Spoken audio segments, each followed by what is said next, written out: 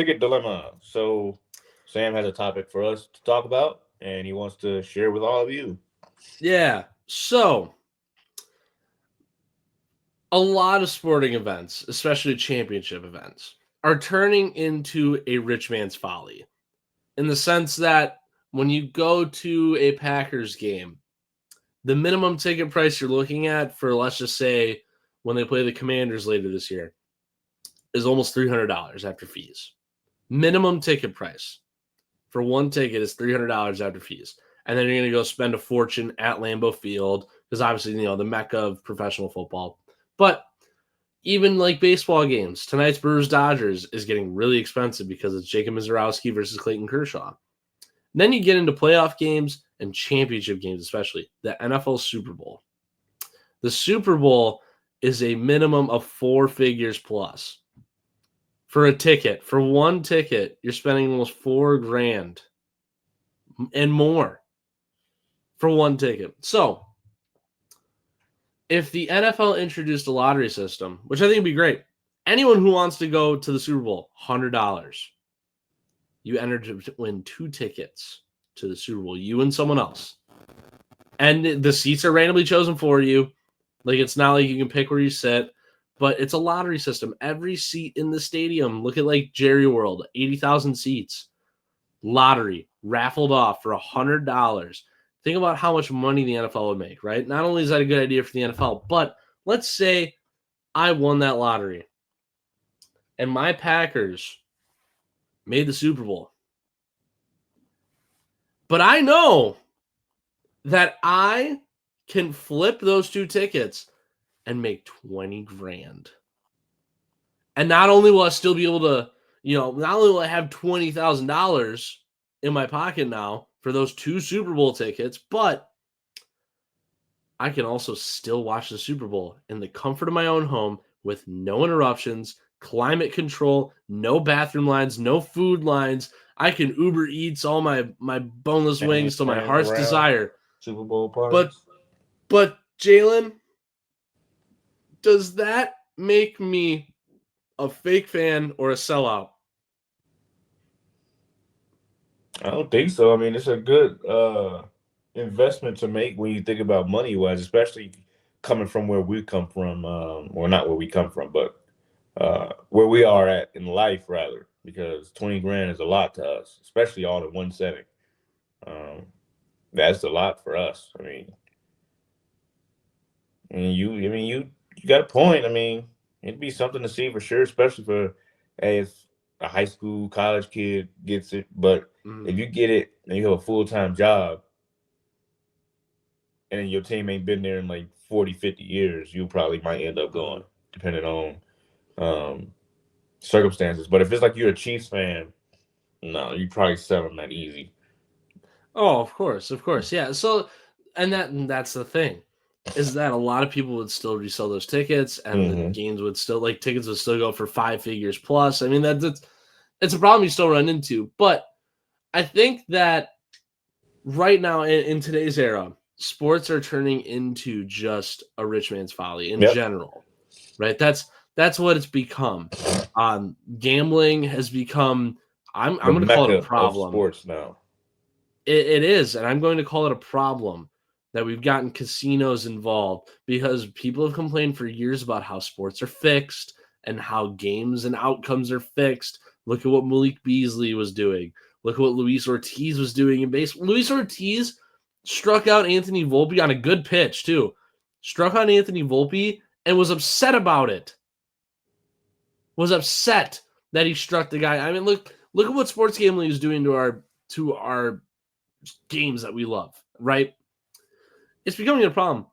It's becoming entertainment for people who have money, not just for people to come together. And this is, as much as I don't like Mark Ananazio, right? Because he doesn't have a lot to work with the Brewers, right? But B, when he does have stuff to work with, he doesn't use it. And he has the capabilities to use some extra money to help that team out. But as much as I don't like Mark Ananazio, he is right in the sense that owners, maybe they can't win a World Series and they know it, So what's the next best thing? Be profitable and bring people together. Bring people together. That's what sports at their core are supposed to do from a fan perspective, is bring people together to rally around a cause, right? You're rallying for your team. You want your team to win. Those are your guys on that field or on that court, and you want them to beat the tar out of the team across from them, right? Now people are paying thousands of dollars to go do that, and your real fans, the people that you want to bring together, don't have that opportunity anymore. That's why I'm really a fan of trying to get a true lottery system for tickets, especially for big time events, the NBA Finals, the Super Bowl, the College Football National Championship. The Stanley Cup is probably the closest thing we have to actual fans still going to those games. Same with the World Series too, but even the World Series is starting to get that way. Like in baseball, look at Dodger Stadium. You have 50,000 plus seats in that stadium. Even those seats are like nosebleeds are selling for like 400, $500 for like game 2 of the World Series, right? That's a problem. Your real fans, your diehard fans don't have the opportunity to go to those games. It's the people with the money that get to go to those games, and who cares? They don't care. They don't give a shit about what's going on, especially the Super Bowl. Those rich people don't like. Who was it? Was it Rob Lowe? I think it was. Showed up to the Super Bowl a couple years ago with just an NFL hat on. He didn't care. He's at the Super Bowl to just be at the Super Bowl because who cares? I think that was the Rams Bengals Super Bowl in LA. That was the celebrity bowl. Talk about a rich man's folly. That game, I don't think there was a single true Rams or Bengals fan in that house. Tell me I'm wrong, but I don't think there was a true fan at that game. The one in LA. You said Rams? Rams Bengals, yeah. That was the one in LA. Yeah, it's hard to say, especially in a brand new stadium too, like that. Showcase that off, yeah. Someone's got to foot the bill for it, and it's not going to be Joe Smith from Compton, California. He's not going to foot the bill.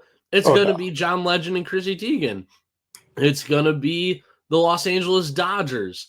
It's going to be the Los Angeles Lakers. It's going to be Stephen Curry. It's going to be everyone. Leo Messi was there. That's those guys are going to be footing the bill because they can just shell out $7,000 for a seat, right? That's the problem we're in. So I don't know. I feel like ticket pricing, like this is a whole dilemma. It's not even just the question I introduced, but the whole dilemma is that prices are outrageous. There's fees attached to everything now. Even on some of the ticketing apps where they say, "Oh, no fees there's no added fees." The added fees are already part of the ticket price. You're still paying the same damn fees. They're just not included as added surcharges. Like it's already part of the price. It's so stupid to me. So my question is is it because sports tickets are getting so expensive that leagues are starting to die? Fair point. Possibility. Like, what are your thoughts on that? Do you think that's plausible? Like, what are your thoughts? Like, are ticket prices part of the reason why sports leagues are starting to die out? It's possible because season tickets are only going up every single season, especially for bad teams like teams like the Look at Wizards or Dallas. Look at the or Mavericks. yeah, Dallas. Granted, yeah, they got Cooper Flag now, but like the Mavericks traded Luka Doncic and then days later said, "Oh, by the way, season ticket holders, you're gonna have to pay an extra $100." It's like, Yeah, what? Are you serious? You're gonna do this to us and then tell me, "Oh, now my tickets are more expensive"? Hell no, I'm never going back to the Dallas Mavericks game. So like that's a problem. This is a massive problem. And I think it's only going to get bigger. It's only going to get worse. And leagues are only going to start to realize this more and more. This might be the root problem of why, like, look at the NBA that we just talked about in the Mavericks. I think the NBA, Adam Silver is going to wake up one day and see, hey, these prices are the root problem. This is the problem. How do we get these down and still be a profitable organization? How do we do that? Because that is how you get people back in the building. That's how you get real fans back in the buildings. The real fans are going to be able to get there, sit their butts down, and they're going to be the ones buying up merchandise and buying up the food and buying up all these other things and then buying tickets to more games. That's how you fix this. And then when it comes to the Super Bowl, let's go back to the original dilemma. When it comes to the Super Bowl, if I'm getting that Super Bowl raffle, if I win those tickets for $100, I'm reselling them. I'm sorry. I'm part of the problem too. That becomes a problem. Not only, no, you're not a sellout, but you're becoming part of the problem again. You're selling to the rich guy again. You're selling to the rich man's folly. If you're a real fan, I think you should take the there's reason there's arguments for both sides. On one side, I need $20,000 like now, right? That you Right. probably need $20,000 right now too. Like we could both use $20,000 right this very moment. Oh, If we yeah. were to win 2 Super Bowl tickets each for $100 as an investment, turn it into 20 grand, dude. Absolutely. And if that gives the NFL more money to work with so that where they can lower ticket prices, cool, works for me. But you're also a problem if you resell them. You're not maybe not a fan sellout, but you're giving those tickets to a guy like Rob Lowe who doesn't care about Rams Bengals. He don't care about that, but you just sold him 2 Super Bowl tickets for 20 grand. He just cut you the check and said, "Have a nice day. Now don't ever speak to me again." Like that, you're becoming part of the problem again. But if that's what's going to give leagues money, is that not a bad thing? Because like the NFL, think about it this way: if 100,000 people, no, not even that, 100 million people were to put in $100 each. Let's do the math here. 100 million people were to put in $100 each into this raffle for NFL tickets. This is the number you're looking at. I know it's flip flopped, but you're looking at $10 billion added to league revenue just from one raffle. And then don't even get me started on how much money they're going to spend at the Super Bowl too. Think about how much money the NFL is going to make off of that. Right? So 100 million people in the United States put in $100 each into this raffle. The NFL just added $10 billion in revenue from that one decision. I think it's foolproof. I think it's a foolproof idea to get prices back down and to keep fan interest up to enter this raffle. We talked about how sports gambling is becoming a huge industry. This is just another form of that, but it's a little bit more ethical. You're putting money into this league that you love to watch, and you might get rewarded with 2 tickets to the league's championship, which is one of the biggest and most viewed events in the world every single year. And then go to other leagues and do the same thing too. I think it's a great idea. I think this is the way to go for tickets.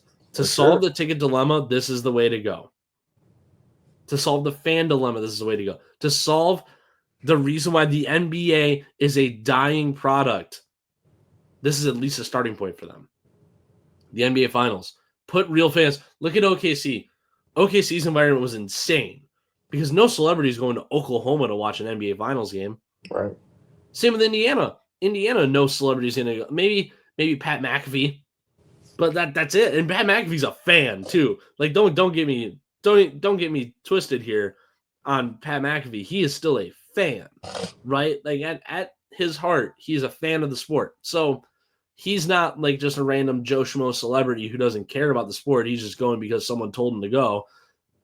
Like that, those were actual fans in that event. That's what made the NBA Finals a little bit more watchable this year, is because the environment was so good. So yeah. I think that's the start. I think that is the start to get actual fans back in the building, even if it means, putting $100 into an investment into the league and saying, hey, I will take my chances with this lottery. I will take my chances. I want 2 tickets to the Super Bowl, and I'll go for $100. I'll go. and the league's going to make billions of dollars off of that one little lottery. Yeah. So it'd be something to see for sure. You got a good point. You got a good case. Got a good argument. So